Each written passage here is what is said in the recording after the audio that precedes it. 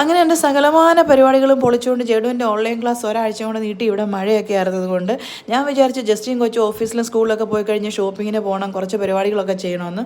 എന്നാലും വൈകുന്നേരം ആയപ്പോൾ ഞാൻ സലൂൺ വരെ ഒന്ന് പോയി കേട്ടോ. ഞാൻ ബ്യൂട്ടീഷ്യനൊന്നും അങ്ങനെ ചെയ്യാറില്ല എങ്കിലും ഞാൻ മെയിനായിട്ട് പോയത് എനിക്ക് പിരികം ഒന്ന് ത്രെഡ് ചെയ്യണമായിരുന്നു. പിന്നെ എനിക്ക് നെയിൽ കെയർ ചെയ്യാൻ വേണ്ടിയിട്ടായിരുന്നു, മാനിക്യൂർ ചെയ്യാൻ വേണ്ടിയിട്ട്. ഈ 2 കാര്യങ്ങളെ ഞാൻ ചെയ്യാറുള്ളൂ. ഇതാണ് ഞാൻ ചെയ്ത എൻ്റെ നെയിൽസ്. കൊള്ളാവോ?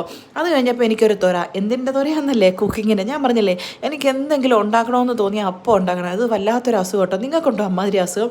ഞാൻ ഇന്നുണ്ടാക്കാൻ ഉദ്ദേശിച്ച സാധനം അല്ല, ഉണ്ടാക്കിയ സാധനം എന്നാന്ന് വെച്ചാൽ നമ്മുടെ സാബുദാന പച്ചടി അല്ല കിച്ചടി എന്ന് പറയല്ലേ, അതല്ലേ സാഗോ സീഡും കൊണ്ടുള്ള ഉപ്പുമാവ്. ഇത് കാണുമ്പോൾ തന്നെ ഇപ്പം നിങ്ങൾക്ക് കൊതി തോന്നും ഉണ്ടാക്കിയോ. എൻ്റെ യൂട്യൂബ് ചാനലിൽ കിടപ്പുണ്ട്. അടിപൊളി സാധനം. ഇതൊരു നോർത്ത് ഇന്ത്യൻ ഡിഷാണ്.